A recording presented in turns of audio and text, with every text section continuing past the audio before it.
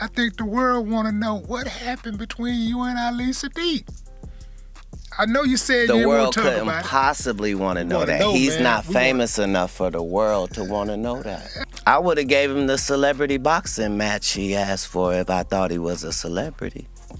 I'm offended. Why? Because even if it's celebrity boxing, I need you to sell tickets too. Floyd Mayweather fought all the Mexican dudes because he couldn't sell tickets. So everybody sells tickets. Everybody get off on Hadley sold more tickets than Regis. Yeah. The Prevost. It's always somebody that sells the most tickets. So it's never about tickets. That's a nigga hiding behind something. Yeah. Oh man, so Katt Williams had a sit down with Willie D, and he reluctantly discussed his issues with comedian Ali Siddiq, or should I say Ali Siddiq's issues with him. Now if you don't know, Ali Siddiq is a comedian from Houston who I find to be very good, and even Katt admitted that himself. Now I recommend everyone check out a special called The Domino Effect. It's like a one-man play, amazing work. But previously on Willie D's platform, Ali told a story about a bad experience with Katt and his team at a show in Houston. Once again, that's Ali's hometown.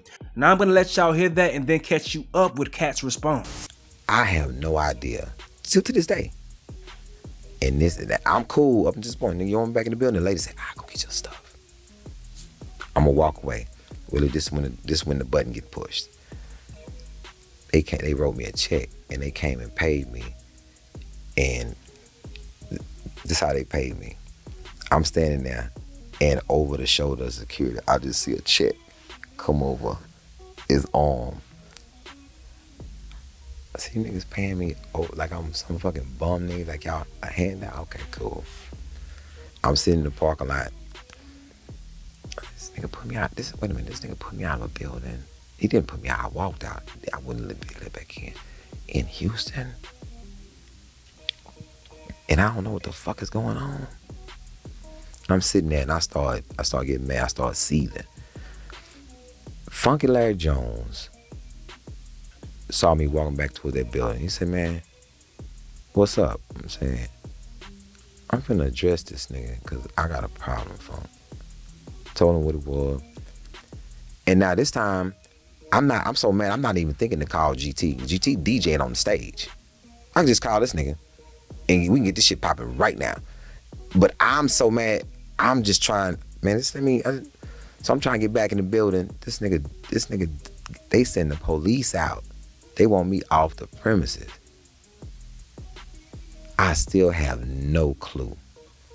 I say, okay, cool, this nigga got a problem with me or something. I run in the car in LA. He said, man, I still don't know. My partner on tour with him. He said, Lee, I still don't know. Bill Bellamy rapping to him one day. He said, he ain't saying nothing. And I still don't know. So I said, all right. When I run into this nigga, I'm my ass. But I already know my temper. Because see, he been out wilding. That's niggas, they security battle tested and all this whole slick shit. And I know me. I'm not finna let you talk slick to me. I already got a problem. Cause you tried to play me. You tried to play me on some, put the nigga out the building, pay this nigga over the shoulder type shit. I'm like, all right. It's two ways I can handle this. I can be a ignorant nigga and just be, I run the nigga in the streets, then do it in the streets. But then the nigga opened himself up when he said, nigga, this celebrity boxing thing, nigga, I started it, and they niggas looked at me like I was crazy. I was like, you started? No, first people I saw was Willie D and Melly Mel. Nigga, way before you, nigga, you wasn't around at the time. And then I said, oh shit, maybe I can get this shit settled with this nigga in this ring for a bag. Cause he be talking his boxing shit. So since you started, let's make it full circle. You haven't had a bout. So if that was your dream, you was the one that started celebrity boxing, you wanted to do it in the beginning. So now you have a challenger.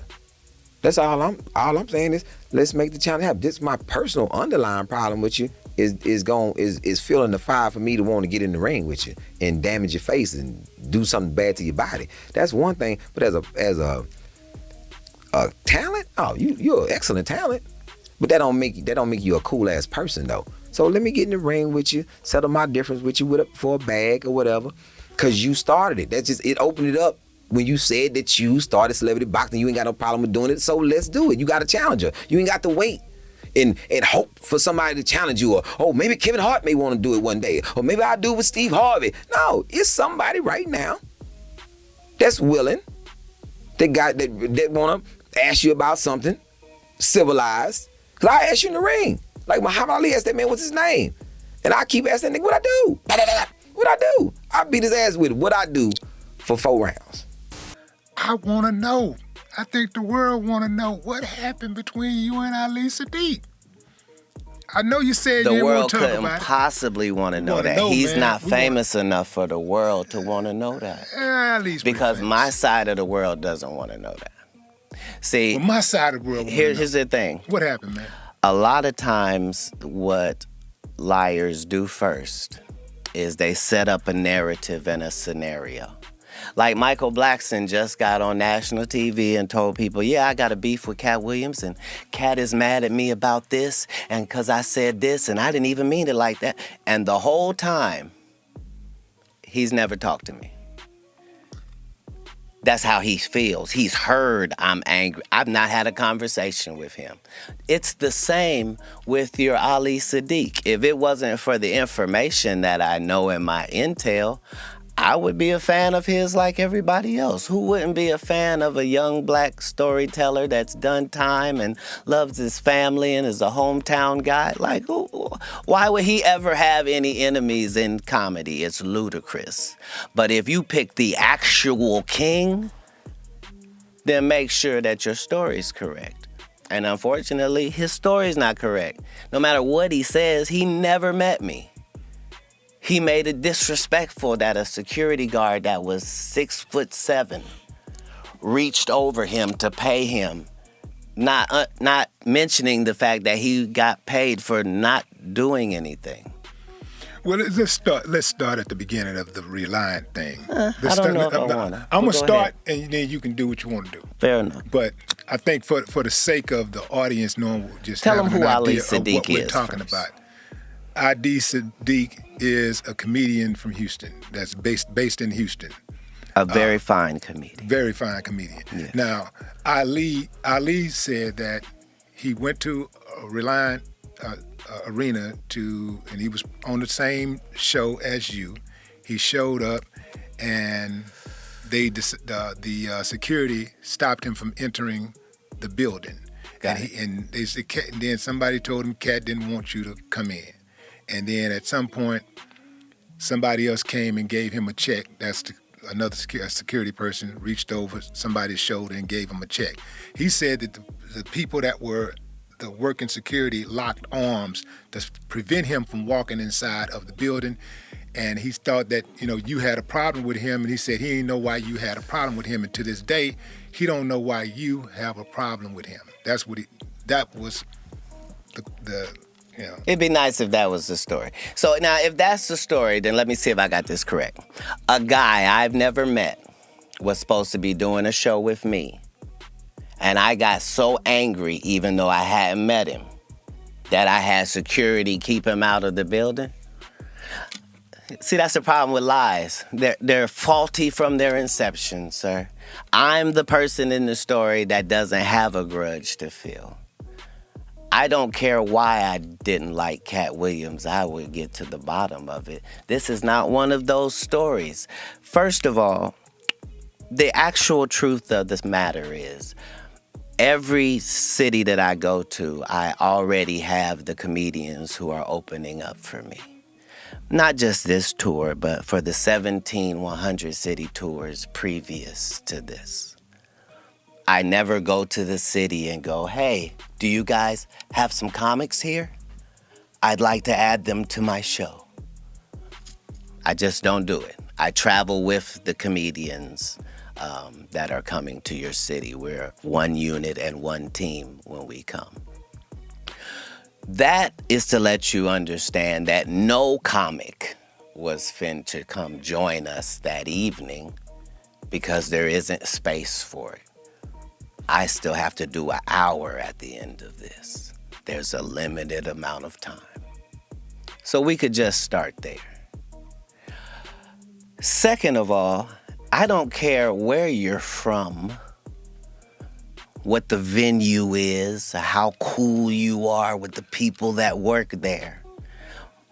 Katt Williams show means Katt Williams show. That means don't nothing move but the money. There ain't no loud talking and voice raising and, how dare you? How dare you? Let me look on the advertisements and see, do I see your name or face, sir, whoever you may be? Where would you even get the entitlement to be having this question? This is like me insisting that the Lakers put me on as a starter. And I won't take no for an answer. It's ridiculous. You don't even play in our league. And that's before I knew who you were. Now that I know who you are, I'm just ashamed because you took something personal that couldn't have been personal. I didn't meet you. That's how it would have gone if I wasn't there, because the truth is, I wasn't there. All of this happened before I got there. What happened with the check?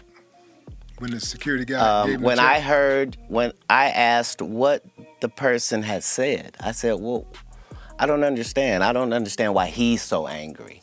What did he say to you? He said, I'm supposed to be on this show. I said, well, maybe he was expecting to get some sort of a payment. And now he thinks he doesn't get to get paid because we already have a tour. I wouldn't want that. Pay him for performing. So he got the check of the performer. This is what he's angry about. Imagine the audacity. Remember, your story is that I'm kicking you the fuck out. Get out and lock arms and don't let him in. And paying you? Make it make sense, King. So, either you're smaller than I think or I'm bigger. Either one. Like, you can't keep positioning the narrative because that's all this is. This is so that in a conversation in America, there'll be something where he and I are evenly linked. And only people in his hometown are floating that narrative. I'm really him.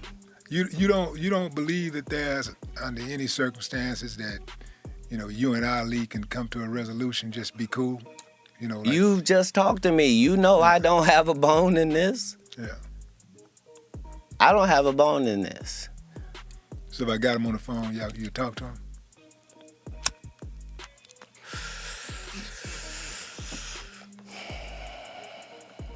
I would have gave him the celebrity boxing match he asked for if I thought he was a celebrity. Oh, come on, man. You know Ali a celebrity. Come on, sir, Katt. I'm not talking. I didn't mean that disparagingly. Yeah. I meant that in ticket sales, my nigga. Ticket sales. That's what I meant. I mean, I'm doing 7,000 in your hometown while you go do 300. I'm not being disrespectful. I'm talking statistics. I'm talking about the biggest and baddest thing going. And you, a person trying to get in, why would you be mad? It's ridiculous. I'm offended. I'm offended. Why? Because even if it's celebrity boxing, I need you to sell tickets too.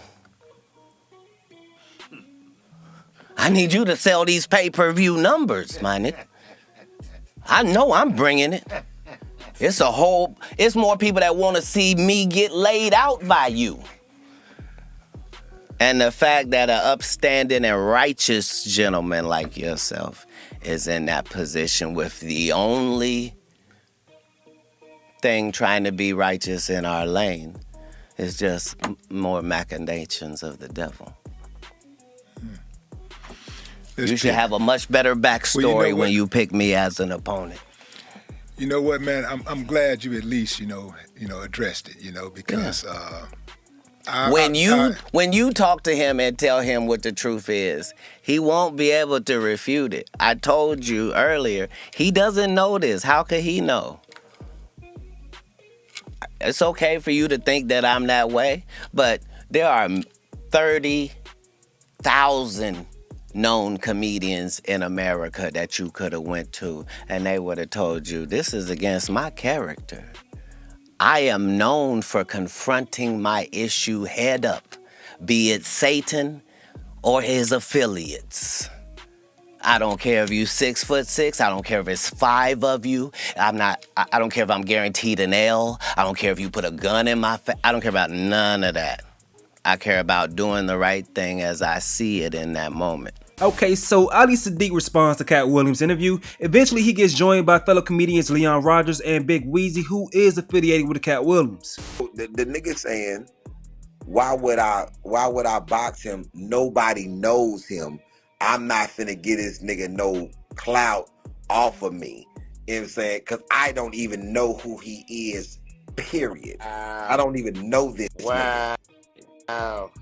This nigga saying, nigga, like, he don't know me.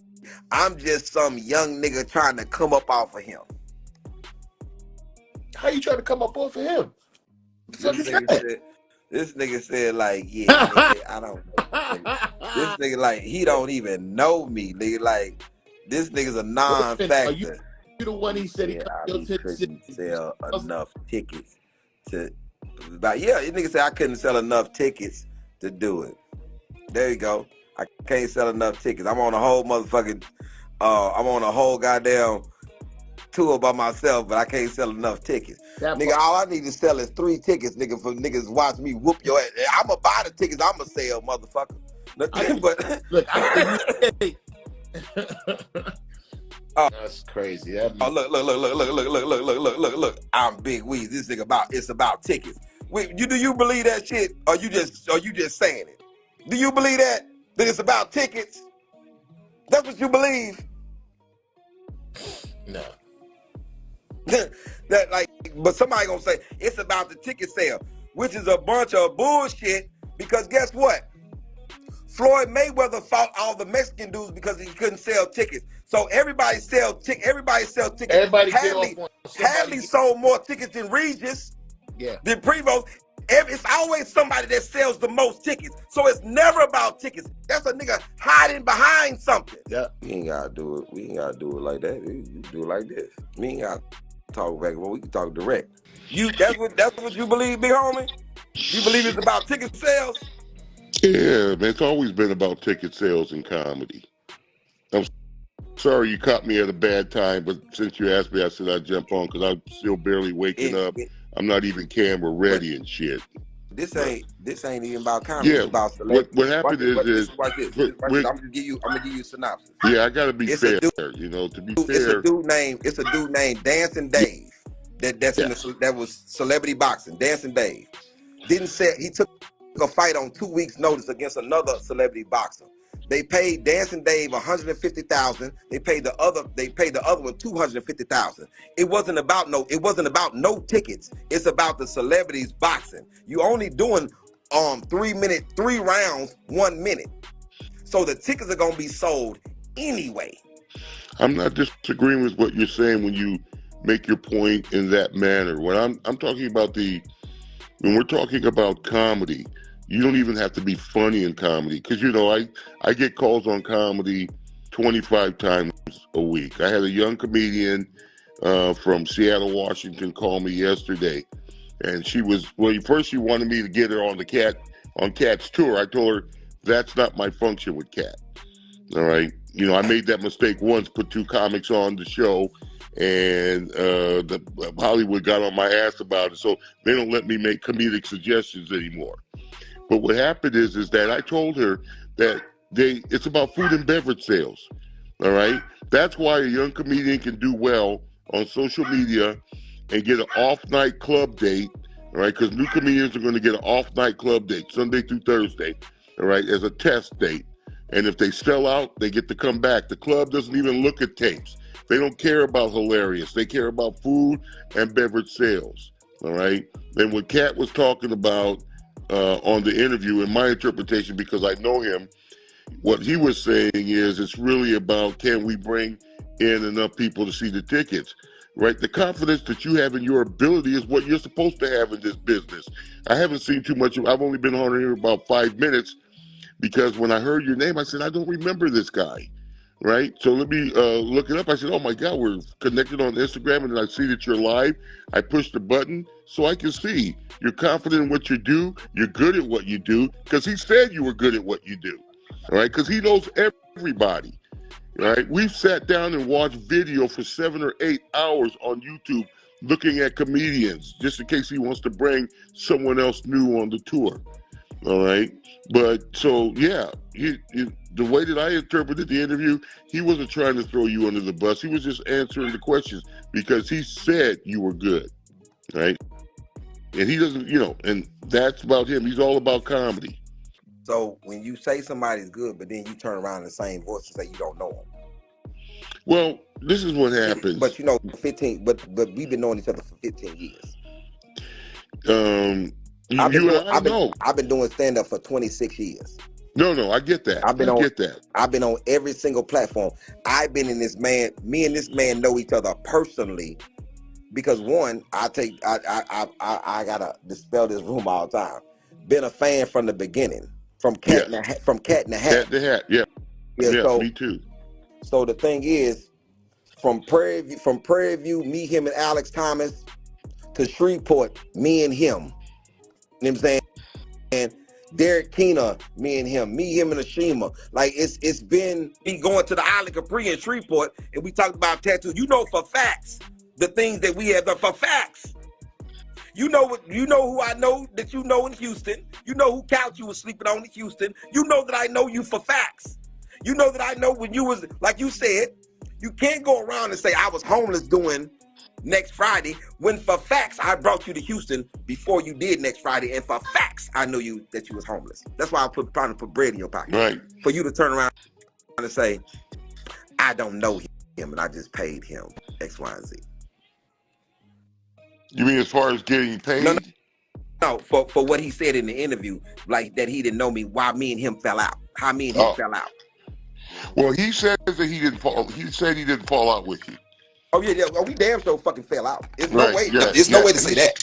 Right. Well, he said that live from the back seat. Let me do this break real quick and we gonna fix it. Okay. You might want to go watch the interview that I did with Willie D before his interview. So one thing is this ain't about no comedy. Because he's a talent, and I respect his talent. It's about man shit. No, I get that part. Yeah, so this is the thing about it, my brother. I know Katt has selective memory sometimes. And I know people gonna go with it, but it just don't shake out well when somebody says on a thing that I bring my own people. I don't know why he was there. I paid him because he just showed up. But I was there for 2 days. I performed both days. The first night I performed in front of Ashima Franklin. The next night I performed after Ashima Franklin. It's just that simple. And I wish I was a sentimental nigga who would hold pictures and all that.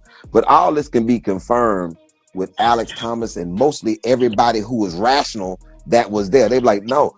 It's no way for this nigga not to say he don't know this nigga because he's been in a vehicle with this nigga voluntarily. I'm riding with Ali to the hotel. Right. And then the other part is this. How do you write a nigga a check that you don't know his name? That's something random. So in your business of comedy, that you know comedy.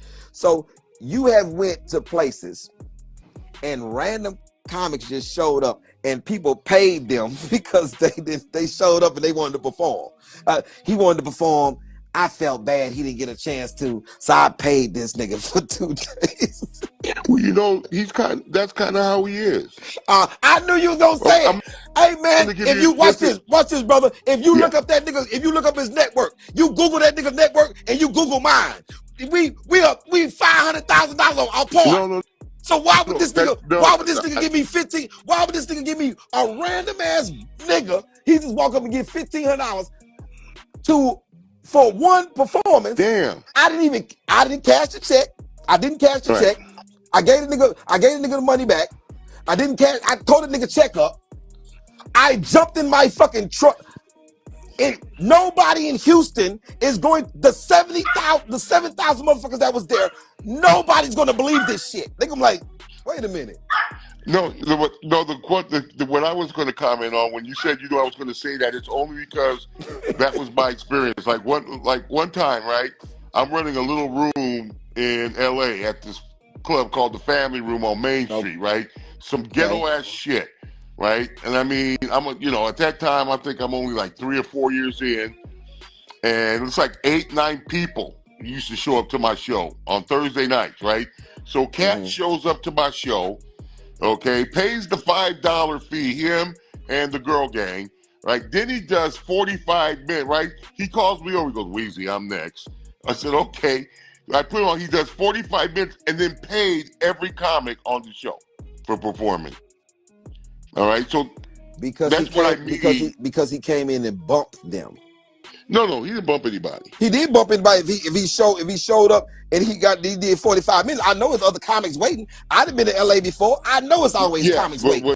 What happened is at that time, since I was a new comic, I didn't really have people showing up to my show trying to get on, right? Because I remember one night Alex Thomas showed up and I insulted him because I didn't know he was Alex Thomas. Walaikum assalam. Right? Go ahead.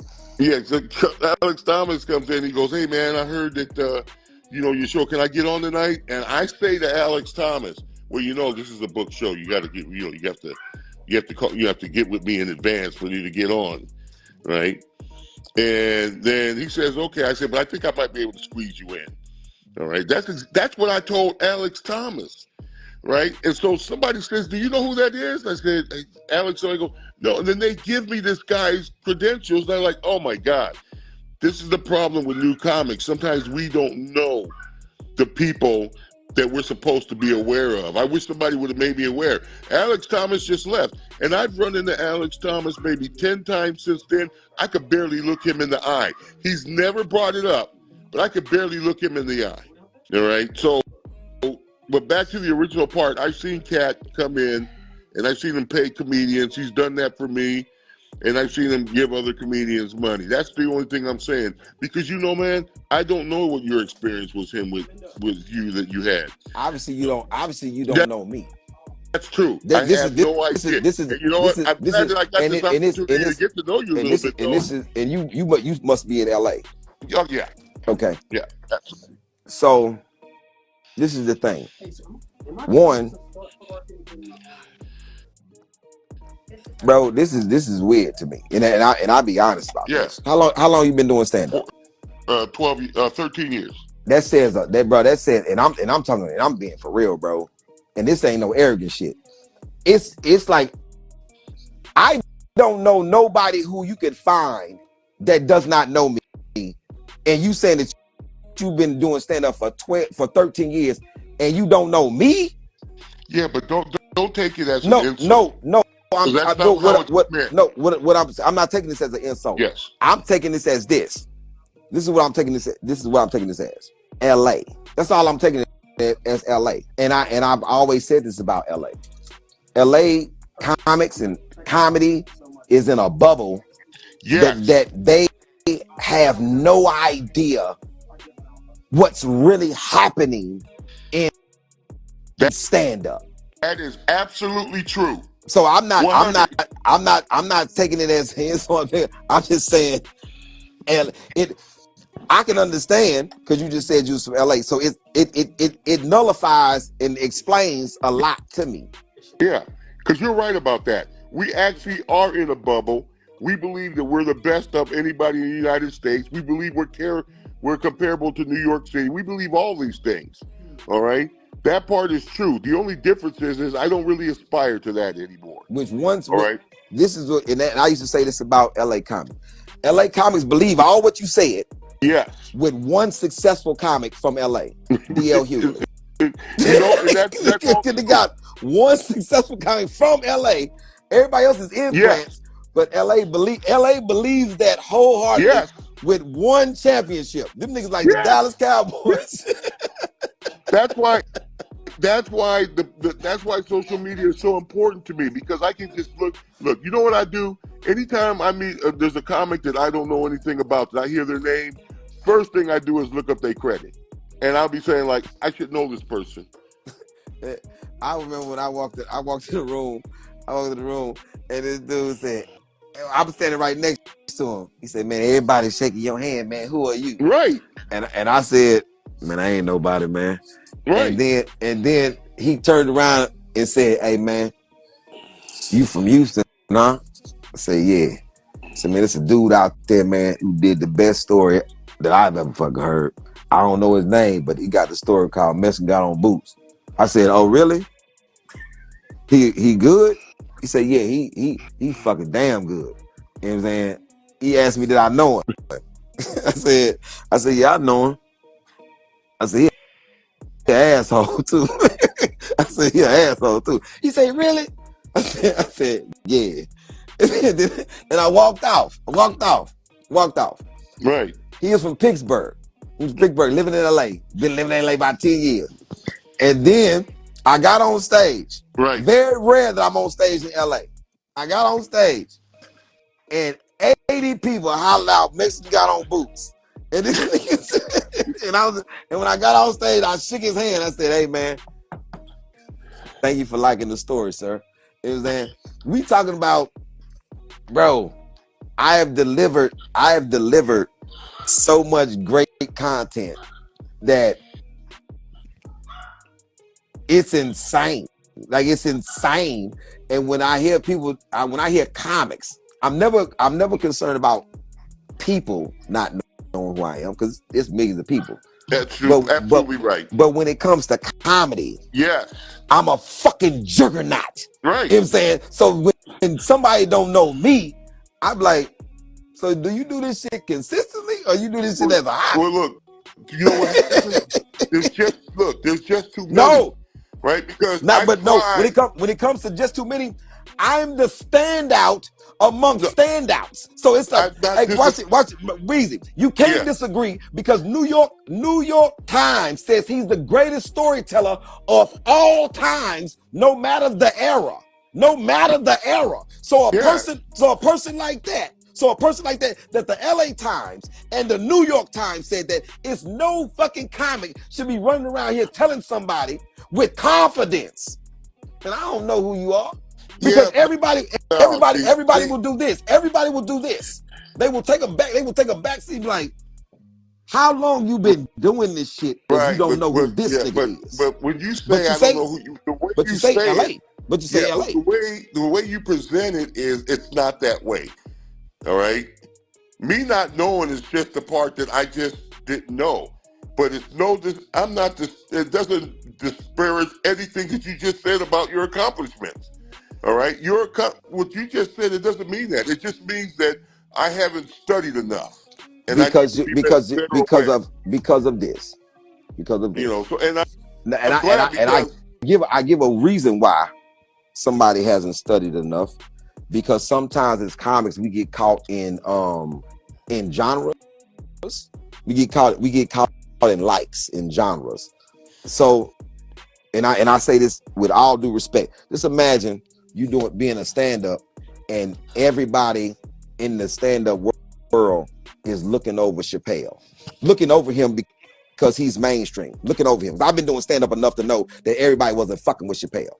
Right. So because his content is a way, just like when people talk about the greatest comics of all time, they exclude this Dick Gregory. Right. They exclude Franklin Ajay. They exclude people because of the brain power. Yes. Most people are gonna go for the people who talk up under your skirt and all this other shit. And I get that. I get that. Yeah. But I remember when I said this in 2000, I said Dave Chappelle is a fucking juggernaut in stand-up. Nigga, I don't like no fucking Chappelle. And then Chappelle show come out. Right. Chappelle show come out. Then he say something that's on top but still palatable for the niggas who really don't read. I'm gonna give you a story about Rick James, and all I need is a slogan. Right. I'm Rick James, bitch. All I need is a slogan. Yeah.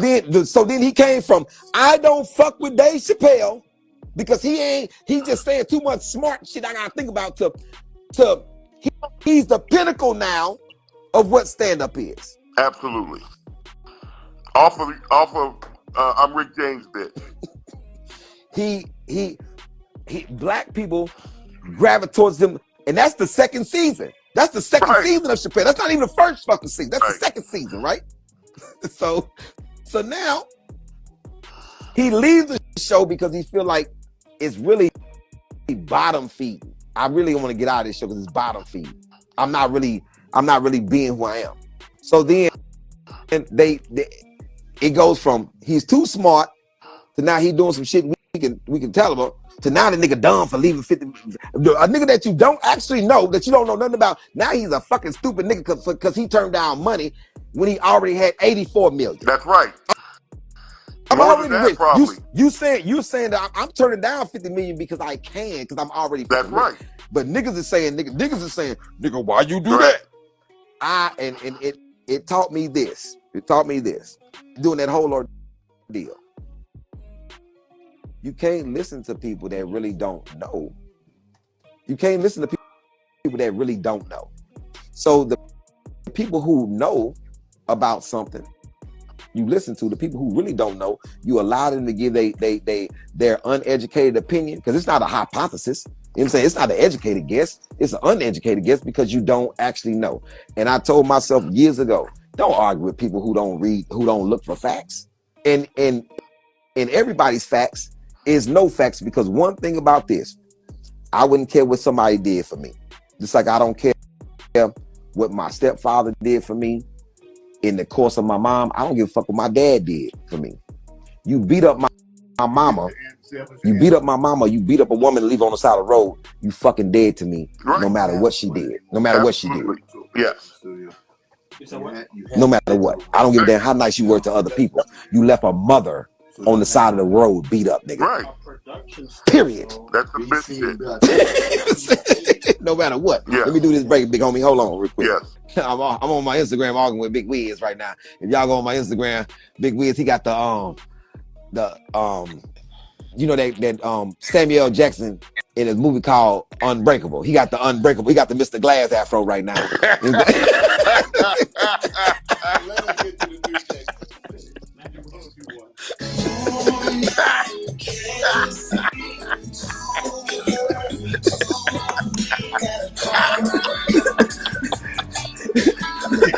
You know why that shit? See, that's why that shit's funny, because it's true. Big Wiz, I looked at the part, I said, Big Wiz got the Mr. Glass, he got the Unbreakable right now. Niggas, I'm telling you, man, I very rarely, you know, come on not camera ready, but sometimes I'll shoot a video and put it up like this anyway. I just say fuck it, you know, ain't much to cover up. I ain't mad at Big Wiz. When you camera ready, what you do? You flick that motherfucker to the side? What you do? No. You had that motherfucker to the side? I'm always wearing a hat, right? And some shades of some kind. Some prescription, right? So all my shades are prescription, okay? So I can see, but I'm always have a hat on or a beanie, all right? Or something. I'm very rare, right? And then, and I'll have, you know, some type of chain around my neck, you know? So. Yeah. Big Wiz. Let me tell you something. I just now changed my stage appearance for the first time in like 10 years. I'm wearing different shit now. Leonard Rogers, I'm not messing with you. Talking about the soloist. Leonard, I'm not messing with you, nigga. Hey, 3. Let me tell y'all something. Big Wiz, I ain't gonna. I don't know who this nigga is. I got this old Sidney Poitier hat, nigga. Shit, there's some niggas out there don't even know who that is, and that's the shit. Hey, man.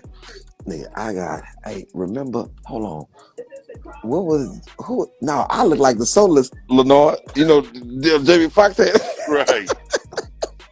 What was that movie that Jamie was in tripping? The soloist. Hey, man. Yes. Hold on. That was a good one. Let me get Leonard Rogers. That's my partner right there. Boy, I look, because I know Leonard gonna tear me up. And then, hold on. Because he got $1,000. Because, hey, man, when I decided that I was gonna put this hair on the slab, yes, I said, yeah, they gonna, these boys. I look like a reporter. I'm talking for the Global Gazette. Right.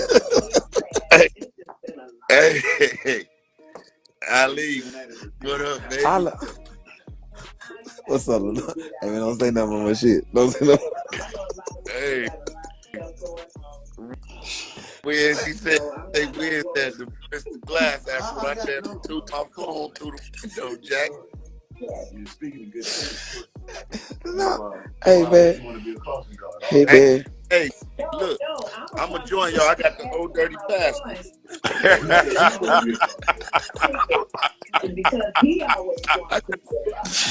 He's got the infancy dreads, the beginner Hey dreads, man.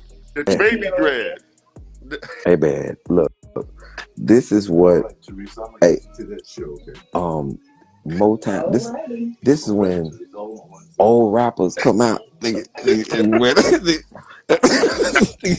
on jumpsuits and these niggas forget their hair. Right. Man, I look a mess, nigga. I don't go back on the road until later this week. So so I ain't get my haircut till Thursday. Ali, you said something though, man. I want to touch on, man. A lot of comments. Yes, sir. Cats not me knowing who a cat is. I'm like, that's crazy. Y'all don't know this dude. He been doing some years, a beast. But it's like if they don't see you on TV or Netflix or something, they figure, you like one of them when really you not. Well, you know what I'm saying? You know what though, man? What you're saying is true, except that's for regular comedic fans. That's how they view it. All right. Yeah. I try and learn all the comedians I can. But Wiz, I think some of these new comics view it like that too, man. They minds don't really go past. You know what I'm saying? Yeah, and they don't mind. I'm telling you, I hate it when. Right, and I hate it when I hear a name that I don't know. That's the first thing I do is look it up. All right, that's the first thing I do is look it up because there's a lot of great comedians out there that are funny that the public doesn't know. All right, I'm talking about mass public because we all have our little local followings. We all know that when we show up, right? Because these club owners don't give a fuck if you're funny, right? Because there's the three types of comics. There's the right, we got the mainstream comic. Then you've got the comic whose allegiance to his racial base. All right, and then you've got the political type comic. Well, there's more than three. I'm just those three off the top of my head, right? And so they like to call black comics urban comics. That's like the cleanup word. All right. The bottom line is we have a different particular way of telling jokes. All right, that black folks just love, that other people love, but they just can't admit that they love it. All right. I think Wiz, with that is a perception that was received and that was passed down, but the real idea of stand up. Yes. If you go through, man, like, let me tell you something. This brother, no, right, this is one of the funniest people, man, that I've seen. I'm talking about just coming up in the business. Right. I saw him my first ever year, just joking comedy cafe. First time I ever saw it. He was doing this joke where he was rolling this man. I ain't gonna do his joke, but it's the hey bro. But as he year by year, that wasn't the staple of him. He elevated, and it was a constant elevation. We from the same class.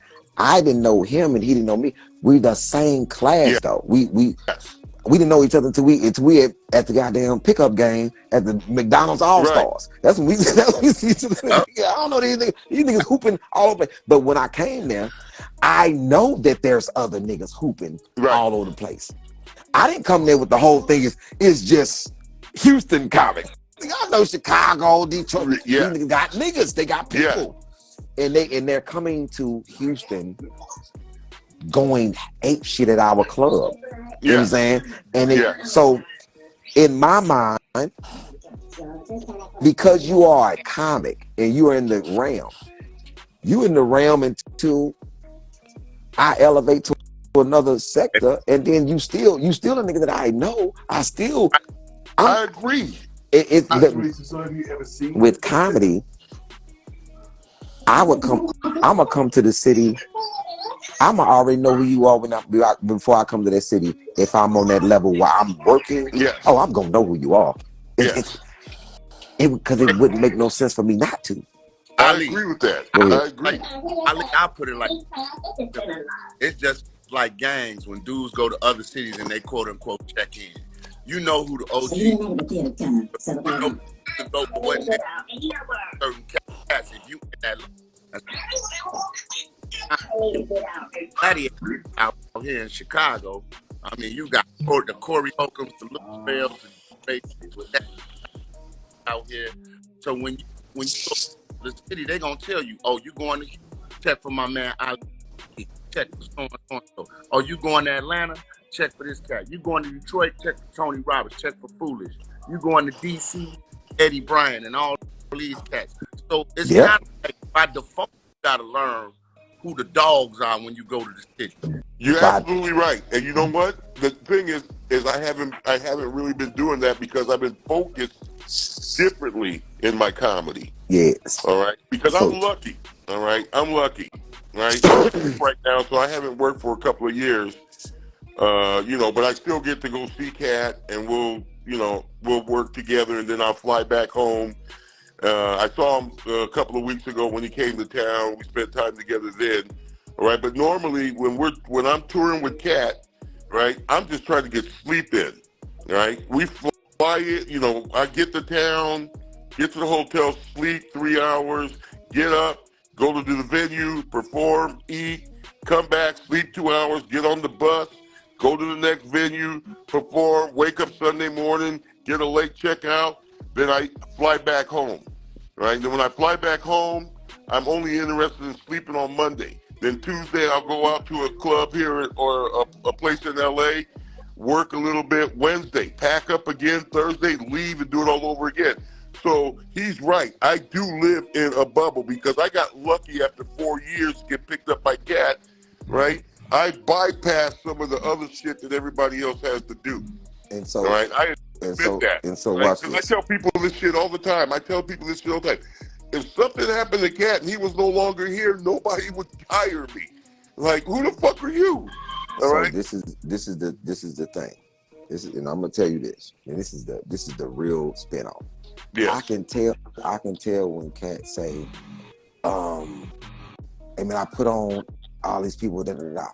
And I ask myself this all the time. I ask myself this all the time. What is the tree branch that I come from? Because of this. So you look at the tree. Say we get DL's tree. Yeah. Just get DL's tree.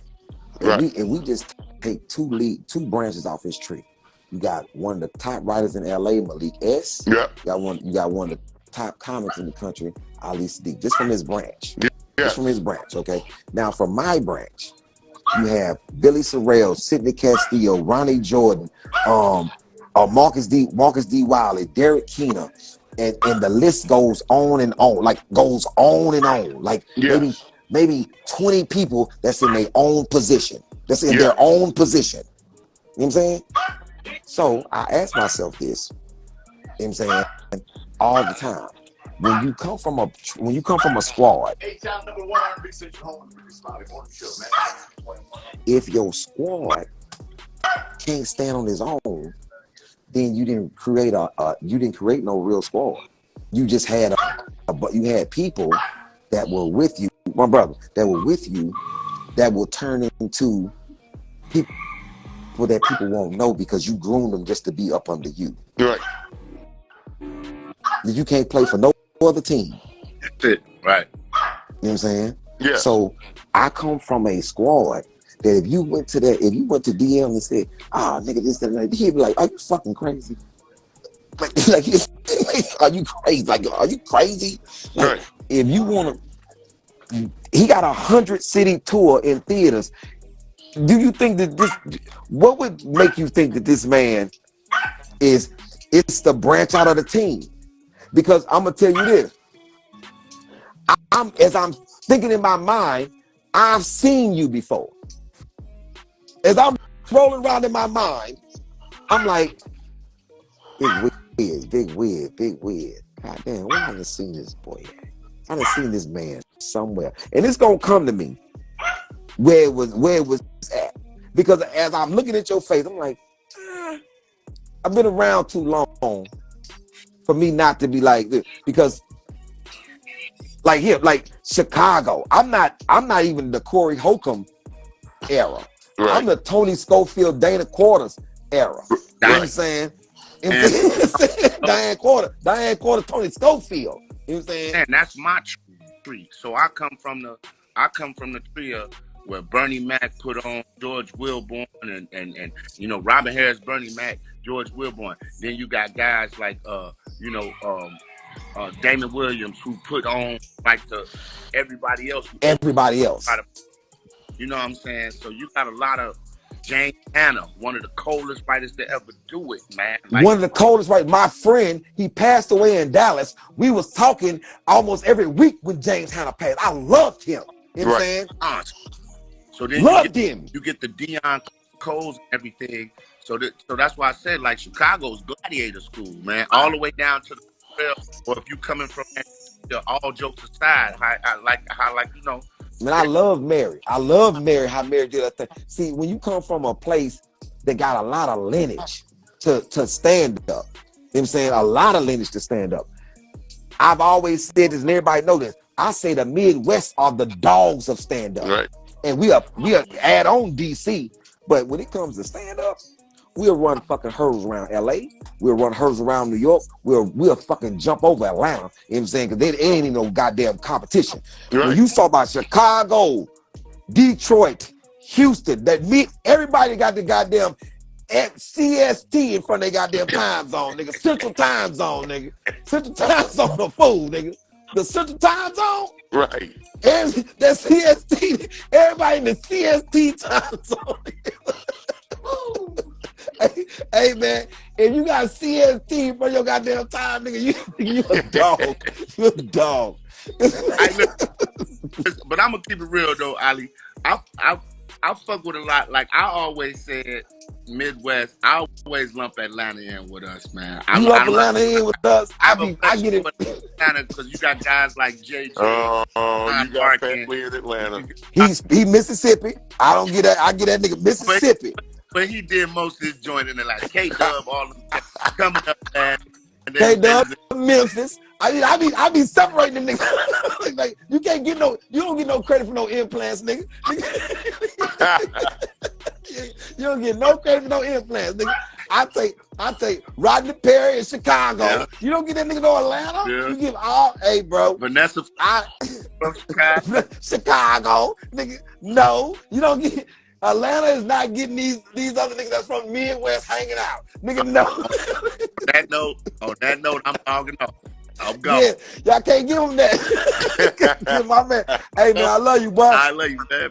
Yeah, man, that's my yeah, he tried it, Wiz. He tried it.